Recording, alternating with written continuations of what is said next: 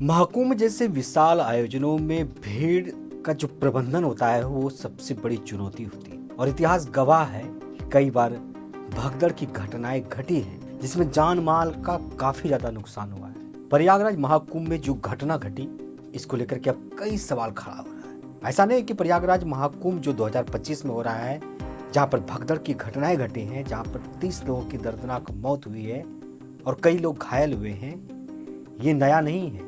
2003 का वो नासिक का कुंभ जब रामकुंड घाट पर स्नान के दौरान 39 श्रद्धालुओं की भगदड़ में मौत हो गई थी। 1954 के प्रयागराज कुंभ स्वतंत्र भारत के पहले कुंभ में प्रशासनिक चूक के कारण कई लोगों की जान चली गई थी। जो रिपोर्ट है उसके अनुसार लगभग मान के चलिए तो 800 लोगों की जान चली गई थी। 2013 के प्रयागराज महाकुंभ इलाहाबाद रेलवे स्टेशन पर भीड़ के कारण पुल पर भगदड़ मच गई जिसमें 36 लोगों की मौत हो गई। अब जो चर्चा का विषय है वो प्रयागराज महाकुंभ का है, जहां पर मौनी अमावस्या के स्नान के दौरान एक दुखद भगदड़ की घटना घटी जिसमें 30 से अधिक लोगों की मृत्यु हो गई और करीब 60 से अधिक लोग घायल हो गए। घटना रात 1 से 2 बजे के बीच का है और ये घटना संगम तट पर हुई जहां पर लाखों लोग पवित्र स्नान करने के लिए उमड़े। खबर आ रही है कि बैरिकेडिंग टूटने के कारण जो है भीड़ नियंत्रण की असफलता और अफवाहों के कारण जो है भगदड़ मच गई। प्रयागराज में हुआ क्या? मौनी अमावस्या का दिन करोड़ों लोग यानी कि करोड़ों श्रद्धालु प्रयागराज में डुबकी लगाने के लिए रोज पहुंच रहे हैं और अभी तक की माने तो लगभग 20 से 25 करोड़ लोग वहां पर अभी तक डुबकी लगा चुके हैं। मौनी अमावस्या के दिन ये सरकार को पता था, सभी लोगों को पता था कि वहां पर करीब 5 से 10 करोड़ श्रद्धालु डुबकी लगा सकते। ऐसे में वहां पर सुरक्षा व्यवस्था किस तरह से चौकन्ना हो, सुरक्षा व्यवस्था किस तरह से मजबूत हो, इसकी कई तरह की और कई बार मॉनिटरिंग भी की गई थी। और वही मौनी अमावस्या की रात 1 से 2 बजे के बीच जो घटना घटी इसका मुख्य कारण बताया जा रहा है कि बैरिकेडिंग का कमजोर होना, अत्यधिक भीड़ का अनियंत्रित होना और अफवाहों के चलते घबराहट और अचानक भगदड़ के कारण 30 लोगों की मौत हो गई, 60 से अधिक लोग घायल होने की पुष्टि हुई। अब सवाल खड़ा ये होता है कि आखिर ये घटना घटी कैसे, प्रशासन कहाँ थी, भगदड़ का संभावित कारण क्या था, भीड़ नियंत्रण में थी या नहीं थी या प्रशासनिक चूक थी, ये भी सवाल खड़ा हो रहा है। कई लोग ये भी सवाल खड़ा कर रहे हैं कि स्नान के दौरान जो भीड़ उमड़ी उसको नियंत्रित करने के लिए पर्याप्त पुलिस बल और वॉलंटियर्स मौजूद नहीं थे। मुख्य स्नान घाटों पर यातायात को सही तरीके से निर्देशित नहीं किया गया था और जिसके कारण दबाव बढ़ता गया। ये भी कई लोग सवाल खड़ा कर रहे हैं। बैरिकेडिंग और इंफ्रास्ट्रक्चर की कमियां, कई श्रद्धालुओं ने बताया कि बैरिकेडिंग कमजोर थी और अचानक गिर गई जिसके कारण लोग घबरा गए।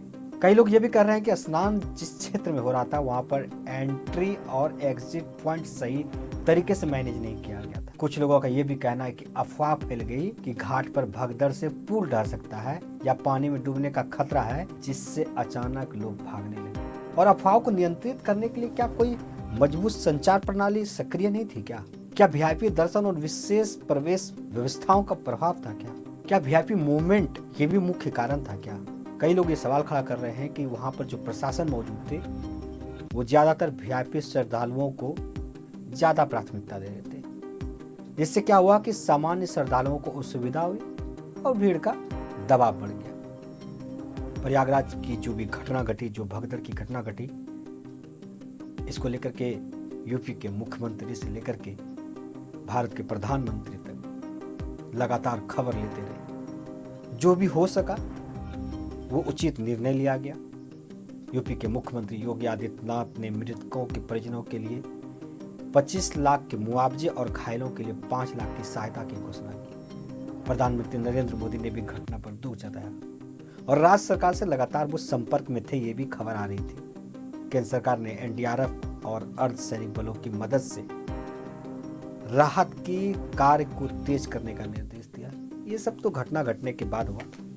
सवाल ये खड़ा हो रहा है कि भविष्य में ऐसे हादसों को रोकने के लिए क्या उपाय हो सकता है? क्या सिर्फ मुआवजा ही एक मुख्य उपाय हो सकता है क्या? इसके मैनेजमेंट पे क्यों नहीं ध्यान दिया जाता है? भीड़ को नियंत्रित करने के लिए एआई का सहारा क्यों नहीं लिया गया? आर्टिफिशियल इंटेलिजेंस आधारित भीड़ प्रबंधन प्रणाली लागू की जाती तो हो सकता था कि ये हादसा तो रुक सकता था। सीसीटीवी और ड्रोन कैमरों की मदद से भीड़ की भी लाइव मॉनिटरिंग होनी चाहिए। ई टोकन या स्लॉट बुकिंग का भी सिस्टम होना चाहिए। अगर ई टोकन और स्लॉट बुकिंग का सिस्टम रहता तो श्रद्धालु अलग अलग समय पर स्नान कर सकते। बेहतर बैरिकेडिंग, आपातकालीन निकासी मार्ग भी रहना चाहिए था। तो प्रयागराज में हुई घटना को लेकर के सभी लोग स्तब्ध हैं। मुख्यमंत्री से लेकर के प्रधानमंत्री तक लगातार इसकी अब मॉनिटरिंग कर रहे हैं। इसमें किसकी चूक है ये भी जांच का विषय है, लेकिन भविष्य में ऐसी घटनाएं न घटे इसको लेकर के भी व्यापक मॉनिटरिंग की ज़रूरत है, व्यापक सोच विचार की ज़रूरत है। और जो घटना घटी इससे हम सबक लें, आगे ऐसी घटना न घटे इस पर भी विचार किया जाए। आपको यह रिपोर्ट कैसा लगा आप हमें कमेंट सेक्शन में ज़रूर बताएं। वीडियो को ज़्यादा से ज़्यादा शेयर कीजिए और चैनल को सब्सक्राइब कीजिए।